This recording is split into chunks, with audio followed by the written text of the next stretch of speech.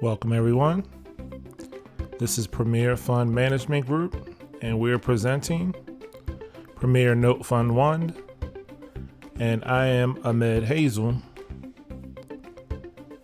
And I'd like to start off with just explaining what we call small balance real estate. And generally, small balance real estate is defined as any real estate asset-based model where the average deal size is below $2 million, with most of them being below $1 million.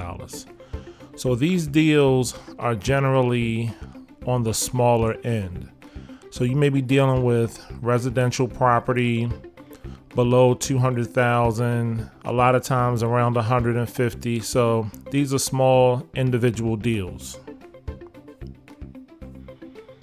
And an SBRE fund, small balance real estate fund, is defined as any fund that is typically below 100 million, but usually between 1 million and 25 million. So again, these funds that house these deals are generally on the smaller end. So why are SBRE out of the reach of Wall Street? Most of the time because of the deal size and the flow is smaller. So you're looking at, again, each individual deal being below $2 million and $1 million. And a lot of times the portfolio size is only between 1 to 5 or 10 million. Also, these funds can accept capital in ways that institutions want to give it. A lot of institutions are looking to give capital in 20, 50, and $100 million chunks, and these funds just can't handle that size deal flow, and you can't accept enough of the capital at once, and there's a lot of pressure to deploy it, to get it out the door, get it invested, get it working. And these funds just can't justify the due diligence time that it takes to accept that type of capital. A lot of these institutions will also want managed accounts versus blind pools. So they want to actually see what's being invested in instead of with these smaller pools not knowing what the asset is going to look like before they purchase it. There's also a lack of liquidity, or that these deals are coming from the secondary market. So because these funds aren't really liquid because the capital is tied up, a lot of these institutions or a lot of what you see on Wall Street, it never makes it to Wall Street. You also have a lot of ERISA requirements that these funds can't meet the legal requirements to take money from these retirement accounts. And because of that, these are the reasons that these small balance real estate funds tend to target high net worth individuals and ultra high net worth investors as its ideal investor audience. Even they were restricted up until 2013 with a prior business relationship. So you couldn't even talk to high net worth or ultra high net worth individuals about the fund unless you had a previous relationship with them.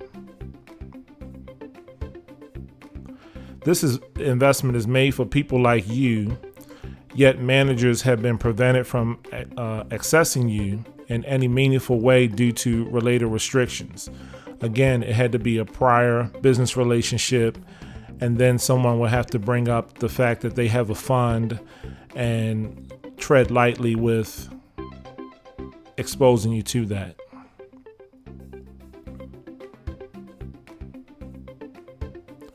So why haven't you heard of these opportunities? These funds operate under Rule 506, Regulation D. They're private funds and they're not publicly traded. And because of that, they're exempt from registration and they're subject to certain restrictions. there's a prohibition on advertising. And since 1940, it was illegal to publicly advertise or solicit for funds. Again, they wanted a prior business relationship, which was required on a representation of accreditation. So what that means is not only did we have to have a prior business relationship, but you had to represent that you were accredited. And these funds could only accept a limited number of accredited investors. Now, funds can advertise and solicit to anyone, but can only accept accredited investors who can prove it. So no longer just a representation, you have to be able to show documentation that you are accredited. Before, you could just state you were, and that would be it. Some dubious managers would just tell people to do it. Just say that you're accredited, check the box, and that was sufficient. You could take some accredited investors at that time. But the bottom line is that unless you knew someone or had a prior business relationship, you were highly unlikely to know about these funds. Only time you will hear about them is when they imploded or someone stole a bunch of money and they hit the newspapers or CNN or something like that. You didn't hear about the ones that performed well because they couldn't advertise. So what is the definition of an accredited investor? The SEC is saying that an accredited investor has to have a net worth of $1 million, not including their primary residence, or they have to have an individual income of $200,000 or more over the past 2 years, with the likelihood of achieving the same in the current year. Or you can have a joint income with your spouse of $300,000 or more over the past 2 years, with the likelihood of achieving the same in the current year. How did the Jobs Act affect small balance real estate funds? Now funds can advertise and solicit to anyone, but can only accept accredited investors who can prove it. Before, you could just state you were accredited as a representation, and that would be it. Again, dubious managers would just tell people to do it. And you could, take some unaccredited investors at that time. So why hasn't my wealth manager mentioned these funds? That's a great question. And RIAs and other financial planners typically will not recommend them because they are largely unfamiliar with them. They don't get paid for these typically, and they don't get commissions for trades or fees for placing investors with them. Their BD will not put them on a platform. There's liquidity issues, all types of things. So what is the difference between a syndication and a fund? Syndication and single deals are where investors pick and choose which deals they want. When asset sells or pays off, the investors get paid back. There's a direct security, meaning that you are generally investing in a single property, apartment complex, hotel, something to that nature. And because of that, there's more control, but there's more time required to manage these types of deals. A pooled fund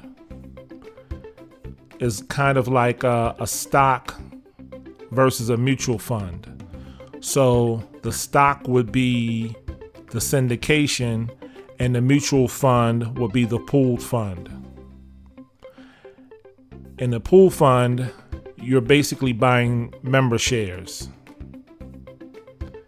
You have to abdicate the decision making to the fund manager. So the fund manager basically chooses the deals and figures out how they're going to be worked out. Your position is, as an investor, is pretty much just passive. There's less direct security. So With that, the deals are flowing in and out. There's no one individual deal that is necessarily locked down. It's kind of flexible. The money is recycled. So once a deal closes, the money goes back into the fund, and there's accounting that is kept on each deal to ensure when the fund is finally closed out, you get paid out your proper amount of profit and principal. You have less control, and there's less time required to manage and be a part of it. A lot of times with the syndication, a person may be calling you, updating you, having you to sign documents, review documents, things of that nature.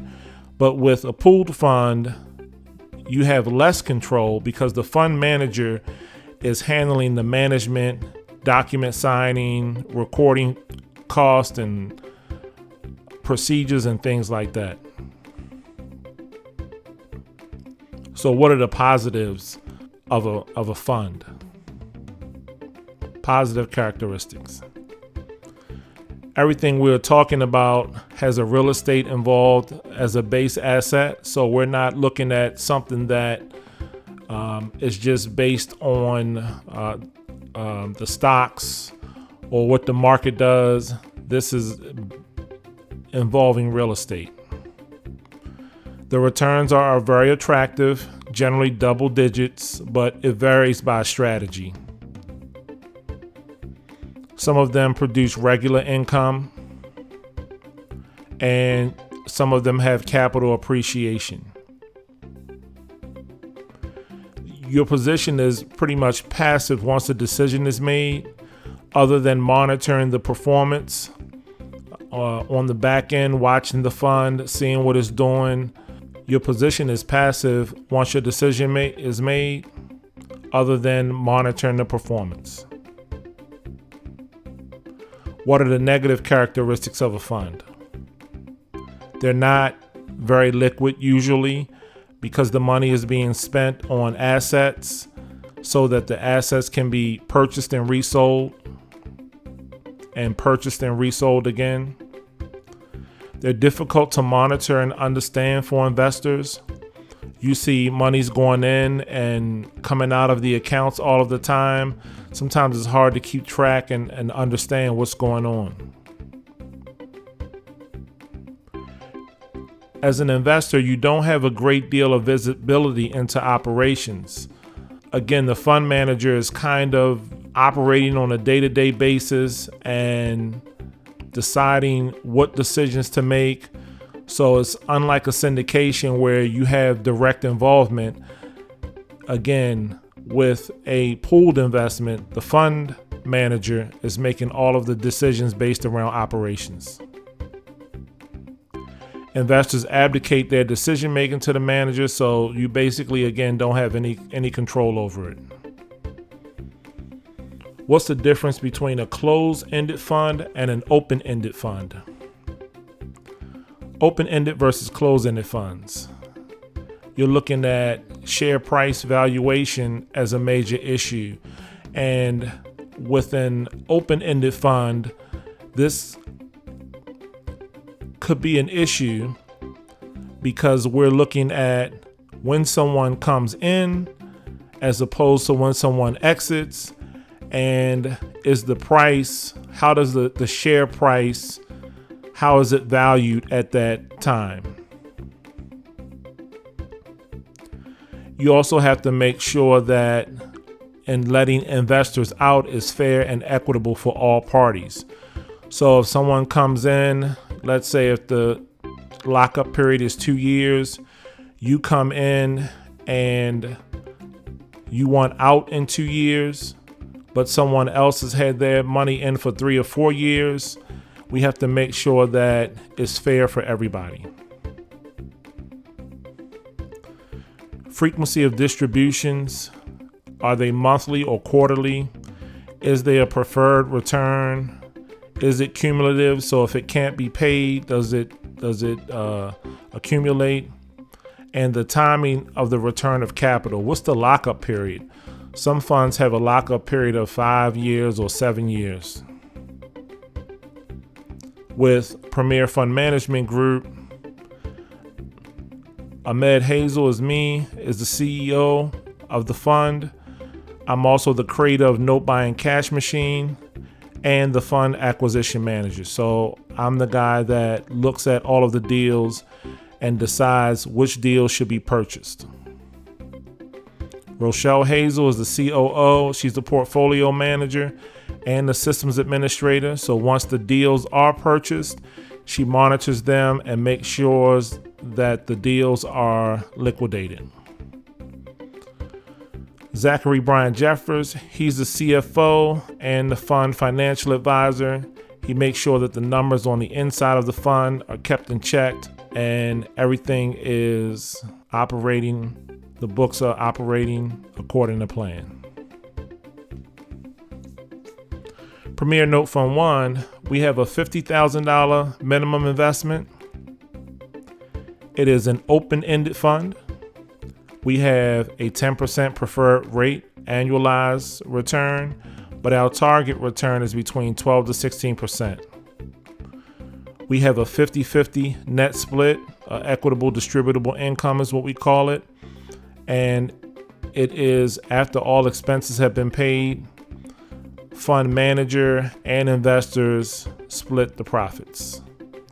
There's a 2% management fee for all assets under management. And there's a 2-year lockup period. So we try to include all of the best options for our investors. The asset model is distressed promissory notes or deeds of trust backed by real estate, and we operate nationwide. We generally focus on the East Coast out toward the Midwest. Sometimes deals on the West Coast get a little expensive, and we try not to overextend ourselves by investing in expensive deals. We also invest in distressed REOs, deals that have been foreclosed on by banks, and we focus on distressed commercial properties as well, apartment complexes, hotels, things like that. Again, the debt instruments that we invest in, including performing, non-performing, and sub-performing mortgage loans secured by either a first or second position mortgage or deeds of trust, both whole and participation interests encumbering real property types, including but not limited to single-family residential properties, 2 to 4 unit residential properties, townhouses, condominiums, multifamilies, and commercial properties. Our strategies for liquidating and ensuring capital returns for the fund. Once we purchase the loan, we look to restructure the loan. So we can offer the homeowner a loan modification, lower the payments, increase the interest rates, things like that we look to do. We resell the note for a profit. So as soon as we purchase the note, we immediately resell it to our pool of investors. This is our favorite strategy. We short sale the note to a family member. So if the homeowner has a family member that can qualify to purchase the home, we'll sell it to a family member. Deed in lieu and resell the property. So we'll offer the homeowner an opportunity to sign the property back over to us, and then we resell the property on the open market. Our least favorite strategy is to foreclose and sell the property on the open market. And the reason that we don't like to foreclose is it takes time and money to foreclose on a property. So these are some of the manager strategies that we use. I'd like to thank you for allowing me to show you what Premier Note Fund 1 and a small balance real estate fund was all about. I hope that you become an investor. And if I can answer any of your questions, please don't hesitate to reach out. Thanks for your time.